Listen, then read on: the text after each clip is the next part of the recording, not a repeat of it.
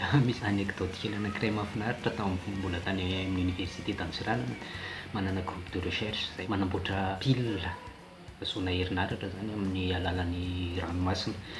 De teo ivelan'le laboratoire, eo ivelan'le laboratoire misy hazo be anankiray, de any Antsiranana koa moa be rivotra, de mihetsiketsiky le ravina, mihetsiketsiky le branche. De niteny le professeur anankiray zay collègue, niteny izy hoe raha vitantsika ry zalahy récupérer an'ireto mouvement an'ireto ravina rehetrarehetra sy reto branche reto avadika antsika akatsika énergie, de mety ahavitantsika hialimenter trano anankiray amin'ny électricité. Niarano mia moa zay, io ndray anao raha professeur sy le hevitra hafahafa.